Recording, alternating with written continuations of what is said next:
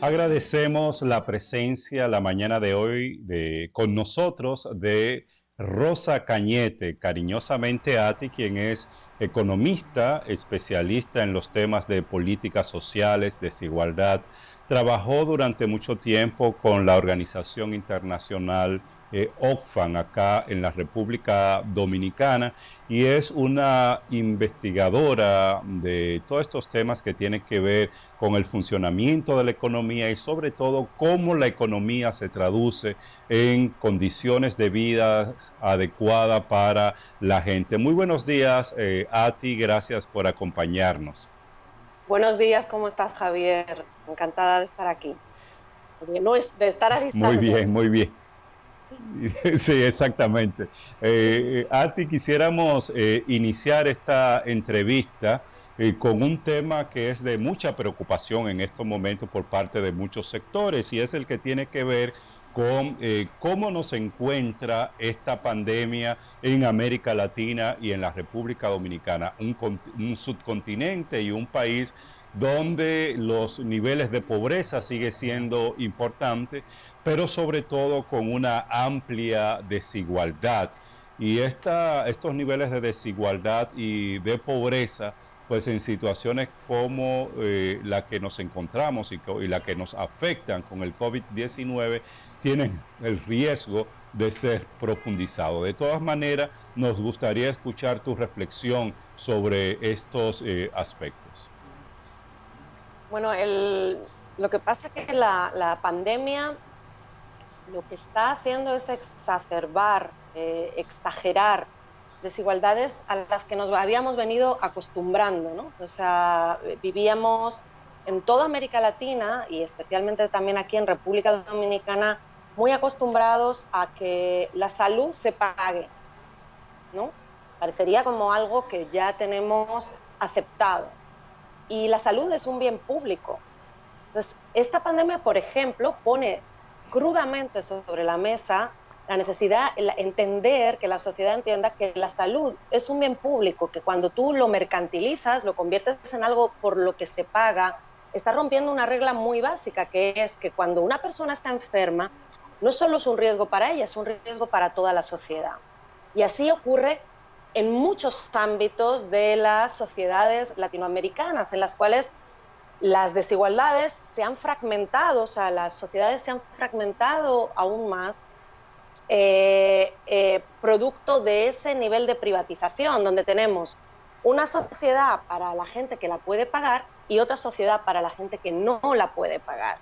Eso hace, en momentos como la pandemia que estamos viviendo, que haya grupos muy vulnerables ante la pandemia, pero que además estos grupos que son tan vulnerables ya sea muy evidente que no es solo un problema de ellos, sino que los problemas de los grupos vulnerables son ya un problema de toda la sociedad y que por lo tanto no le debe solo importar a ellos, sino que las políticas públicas, la necesidad de un Estado que garantice que se reduzcan esas vulnerabilidades y esas desigualdades es central, porque el sector privado solo no lo va a hacer. Entonces, lo que está poniendo sobre la mesa la pandemia es la necesidad de espacios colectivos, de entender que los bienes públicos son bienes que nos deben preocupar a todos y no solo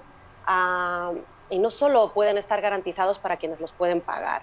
Entonces yo creo que eso es uno de los aprendizajes que deja más claramente establecida la pandemia y que espero que recordemos una vez pase la pandemia, ¿no? Que son medidas que, si bien ahora podemos tomar ciertas políticas públicas en marcha para garantizar que la pandemia no se profundiza tanto, cuando esta pase es importante que no se nos olvide y perdón, que podamos recordar que se necesitan políticas que reduzcan estas desigualdades por el bien de todos, no solo por quienes están sufriendo las consecuencias. Si bien es cierto que esta enfermedad impacta a todos los seres humanos sin importar su clase social, y en República Dominicana incluso la pandemia empezó por la clase media alta, producto de múltiples circunstancias que ya han sido abordadas en más de una ocasión, la realidad es que las medidas adoptadas para disminuir el impacto de la pandemia tienen, digamos que consecuencias diferentes según tú tu estrato social. Y quisiera que nos explicaras, si has estudiado este fenómeno, de qué manera las decisiones adoptadas por el gobierno a raíz de este estado de emergencia impactan de manera distinta a unos grupos sociales o a otros. Bueno, las medidas que ha tomado el gobierno dominicano, así como la mayoría de los gobiernos a nivel de toda la región, realmente van en la línea de lo necesario, es decir, proteger a los grupos vulnerables, es decir, el uso, por ejemplo, de las transferencias condicionadas que se ha hecho en el país, se está haciendo en la mayoría de los países de la región, garantizar como ingresos mínimos, sobre todo a la población más pobre, las medidas de intentar mantener los empleos, creo que también es acertado que este dinero por ejemplo, que se está utilizando aquí dentro del programa FASE, vaya directo a los trabajadores y a las trabajadoras y no a las empresas. Las moratorias a nivel de impuestos para las grandes empresas, pero también para las pequeñas y medianas, es decir, no se les obliga a pagar ahora, sino que lo puedan pagar después. Creo que también es acertado, es decir, no eliminar impuestos, sino postergarlos. Es decir, en general, yo diría que las medidas van enfocadas hacia donde deben ir, es decir, a proteger el ingreso, el consumo mínimo de los sectores más vulnerables y de proteger, digamos, la capa productiva. Ahora. Sí, pero la pregunta va más vinculada precisamente a cuando tú necesitas el apoyo de esos programas sociales. La idea que tengo es de que impacta diferente a una persona de clase media alta que probablemente tiene recursos para aguantar y que quizás es diferente la manera en la que lo vive el que necesita de esos programas sociales o el que necesita de la ayuda del gobierno o el que trabaja de manera informal. A eso me refiero con la manera en la que la pandemia impacta distinto, ¿no?, a cada sector, si has podido hacer una evaluación en ese sentido.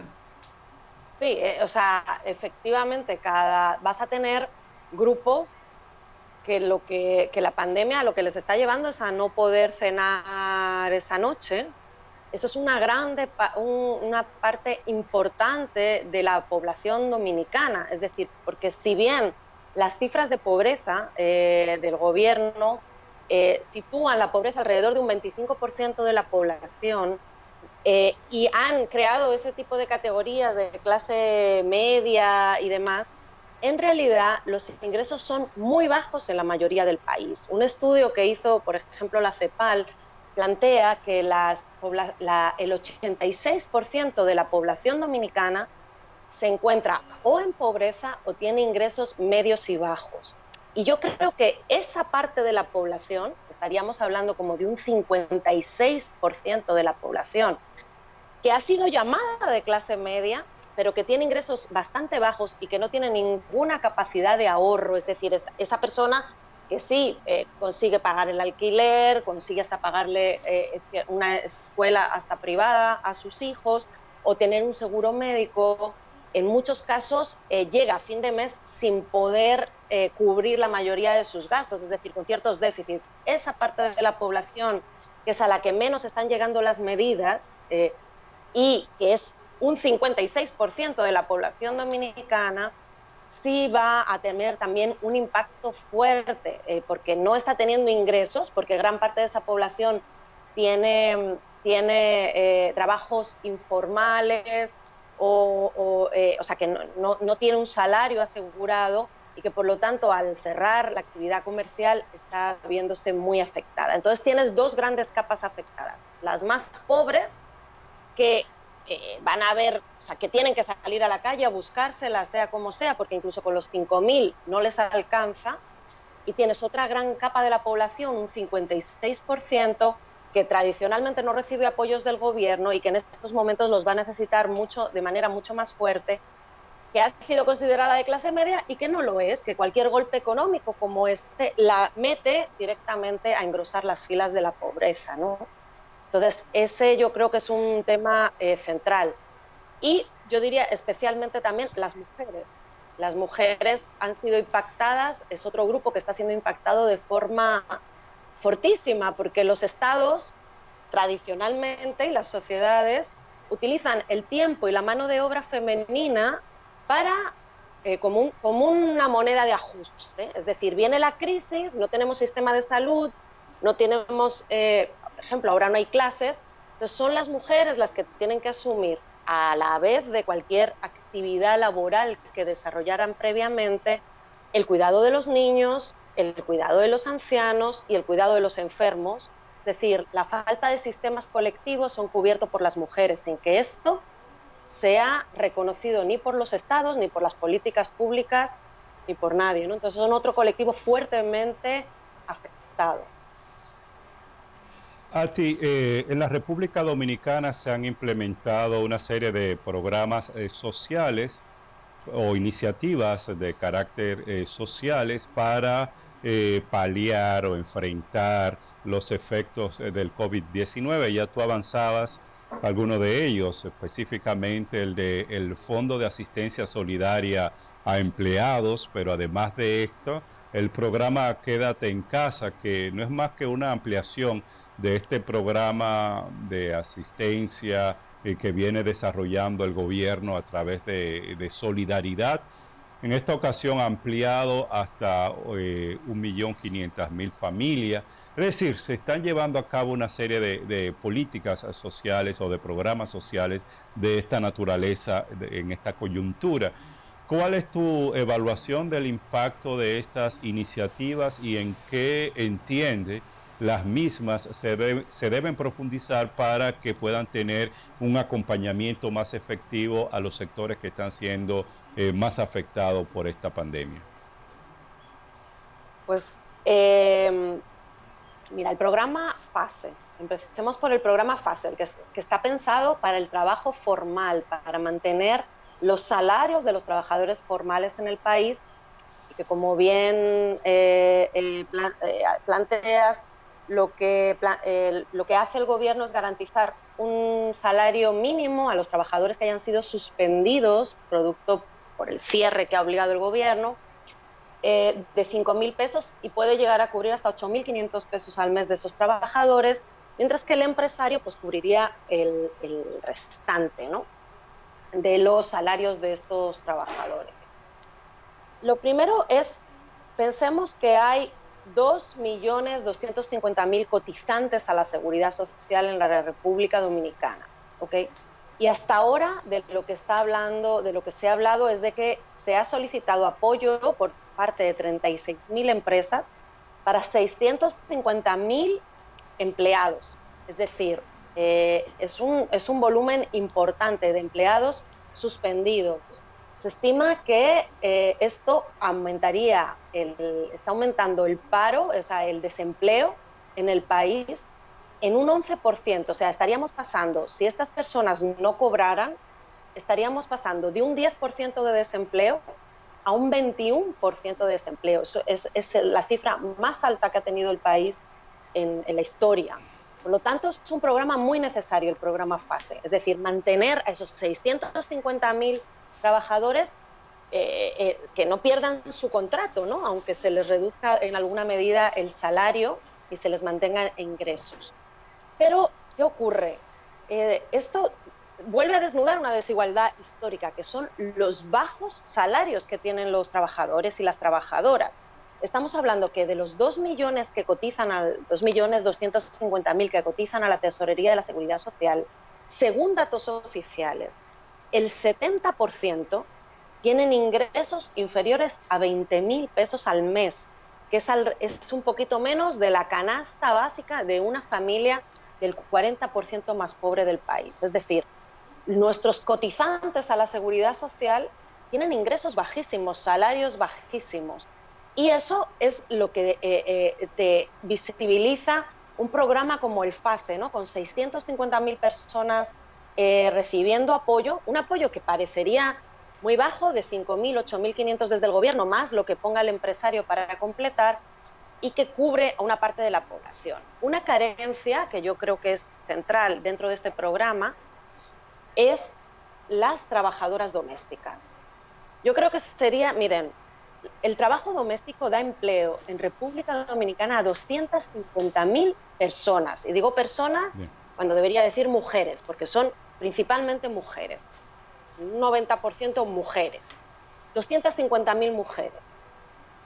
Esto es más que las zonas francas. Las zonas francas tienen empleadas a 170.000 personas, pero no hay un solo programa para garantizarle derechos a estas trabajadoras y facilitarle a las familias que las tienen empleadas que les sigan pagando su sueldo, que es absolutamente necesario en estos momentos y que para muchas familias va a ser difícil de mantener, porque una familia que ingrese, yo qué sé, 30.000 pesos, ¿cómo mantiene a su trabajadora doméstica cobrando mientras ellos no están pudiendo mantener, ¿no? Entonces, yo creo que sería, por ejemplo, algo importante que FASE ampliara su cobertura hacia, por ejemplo, el trabajo doméstico.